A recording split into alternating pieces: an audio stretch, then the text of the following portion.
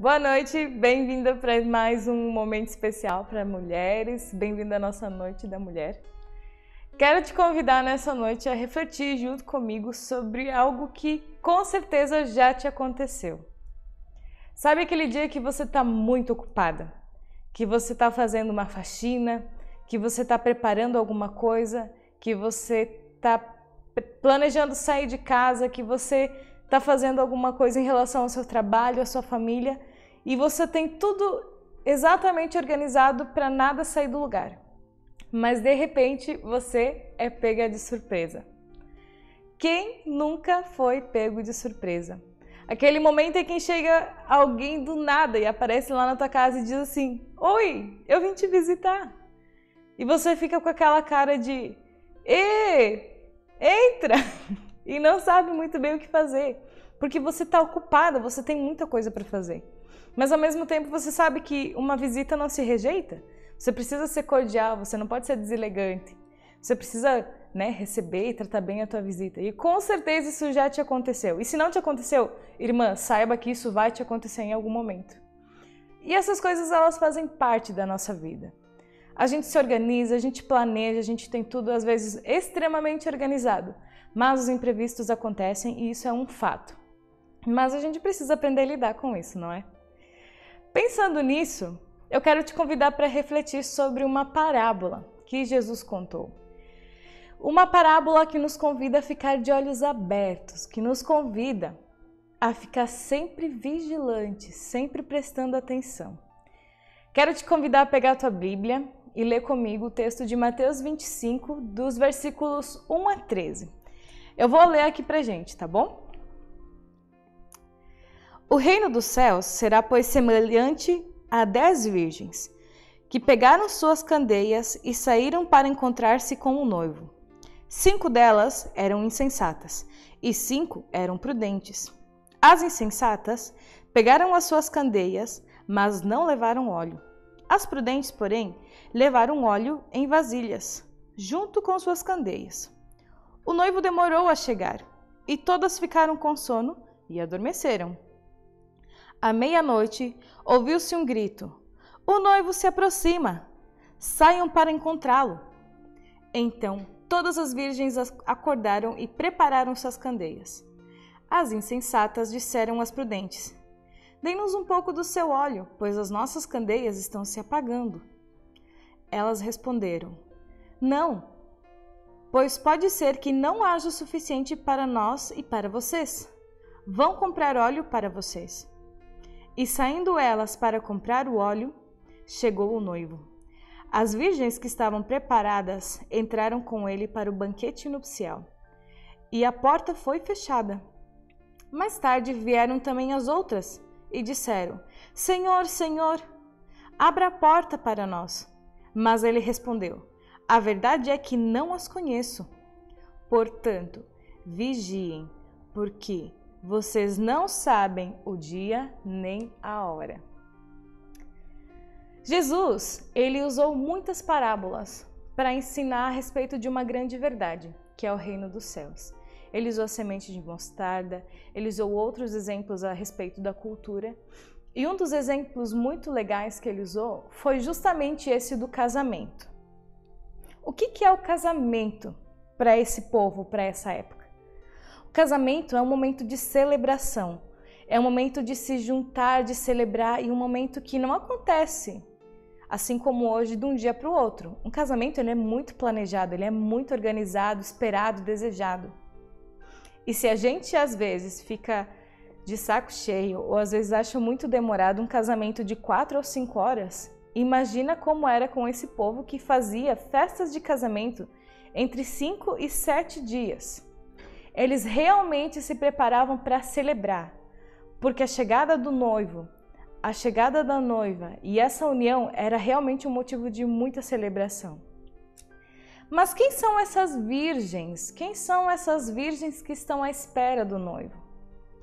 Sempre que uma noiva era colocada em proposta de casamento, ela tinha virgens, ela tinha damas de honra que acompanhavam ela no tempo de esperar, que acompanhavam ela no tempo de preparação para o casamento. que é muito parecido com a função das madrinhas hoje no casamento. Hoje no casamento, a madrinha, ela sabe que cor ela tem que vestir, ela precisa se preparar muito antes para saber o que ela vai fazer no dia do casamento. Ela não tem a mesma função da noiva, mas ela está toda preparada, assim como a noiva, tanto quanto ela. Porque o casamento é uma celebração muito, muito especial. Então, Jesus compara o reino dos céus com essas virgens, como essas convidadas de honra que são escolhidas especialmente e exclusivamente para uma celebração e para essa celebração que deveria e nesse tempo era única na vida de cada um. Hoje o papel é diferente, hoje existe uma intenção diferente por trás dos casamentos. Talvez no fundo aquilo de que um noivo e a noiva sejam um para o outro para sempre, de fato permanecem. De fato é algo que ainda permanece. Mas algo que nossa cultura deturpou de certa forma. Porque hoje quando alguém cansa, ele pode desistir e ir embora. Nesse tempo as coisas não funcionavam dessa forma. Mas por que Jesus coloca diante dessas virgens lâmpadas, luminárias? Essas lâmpadas, elas eram necessárias porque naquele tempo as pessoas não tinham energia elétrica.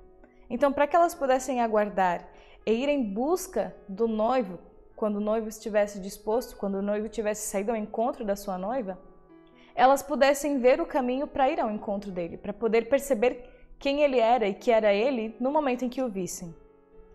E essas lâmpadas, elas representam muito mais do que simples lâmpadas ou simplesmente luz. Elas têm a ver com o entender, o saber de que luz, ele guia o nosso caminho.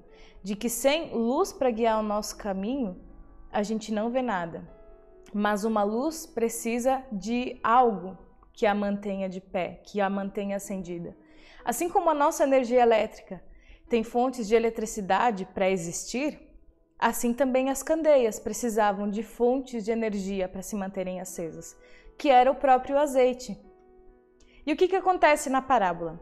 5 das virgens, elas foram muito inteligentes e muito espertas, e elas levaram azeite extra, porque elas sabiam que poderia ser necessário. Mas as outras 5, provavelmente muito empolgadas ou desleixadas, não levaram.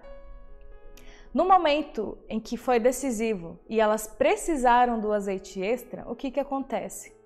Elas pediram para as outras virgens prudentes, e elas recusam emprestar azeite ou dar azeite.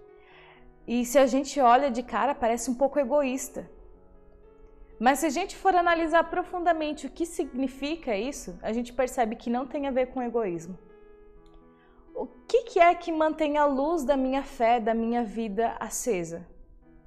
Não é ir no culto no domingo somente. Não é ir de vez em quando na noite da mulher. Não é de vez em quando ir na igreja.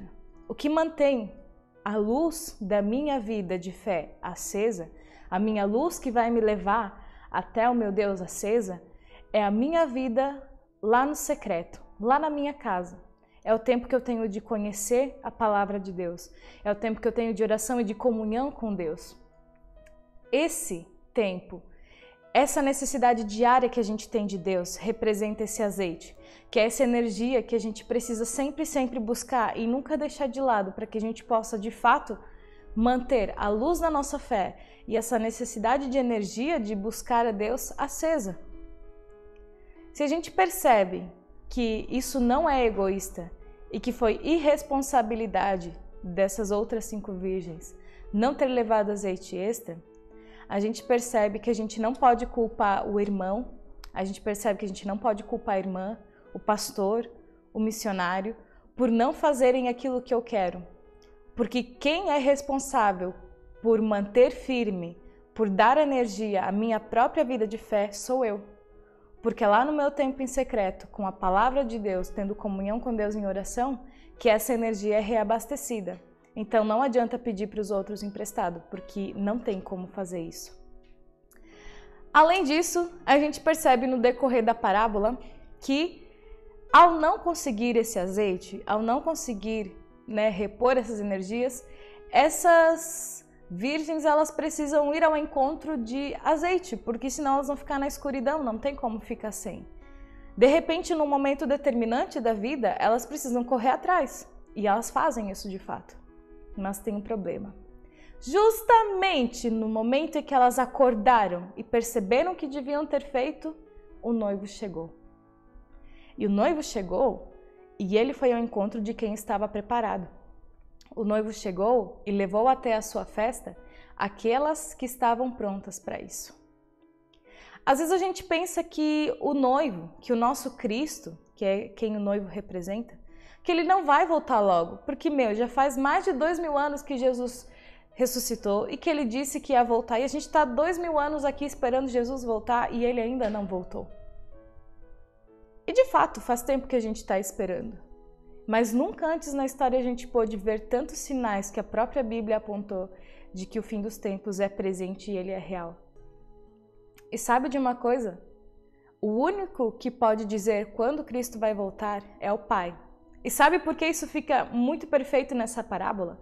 Porque nas festas de casamento não é o noivo que organiza a festa. Não é a noiva que organiza a festa, mas é o pai do noivo quem organiza a festa. Então, quando o pai do noivo decide que está tudo pronto, está tudo esperando para que a festa aconteça, está tudo propício para aquele momento de celebração acontecer, então o pai decide que o noivo deve ir ao encontro da noiva. Cristo só vai voltar quando Deus disser que é a hora certa. Por isso, no final da parábola, Cristo nos diz: estejam sempre vigilantes, porque nós não sabemos nem o dia e nem a hora, mas o nosso Pai sabe. Deus sabe quando é o dia e a hora. Se nós somos noiva de Cristo, se nós somos aquele que em Cristo deseja, se nós somos a noiva que anseia a volta do nosso Senhor, de que forma nós temos vivido? Com quem a gente se parece mais? Eu precisei me fazer essa pergunta e eu espero que você se faça essa pergunta também. Qual virgem você parece mais? Aquela que é prudente, que dedica tempo a levar azeite, a manter firme com luz brilhante a sua fé? Ou aquela despreocupada porque acha que o noivo não vai vir logo, porque o noivo inclusive está demorando, então uma hora ele aparece e daí quando ele aparecer eu me preocupo. A gente precisa ficar de olhos abertos. Tudo ao nosso redor dá sinais e falam sobre isso e a gente precisa ficar de olhos abertos. A nossa luz, ela diariamente precisa ser alimentada e essa luz só pode ser alimentada por meio do nosso tempo em leitura da palavra, de oração e comunhão com Deus e inclusive de comunhão com a comunidade cristã, porque é ali que a gente fortalece uns aos outros.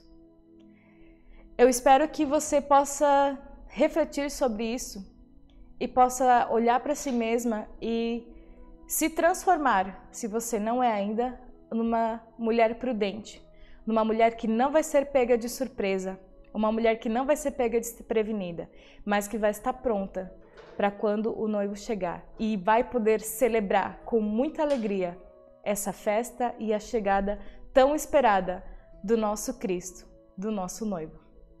Eu espero que essa reflexão tenha te abençoado e que você possa ter uma reflexão muito abençoada e isso aí. Que Deus te abençoe.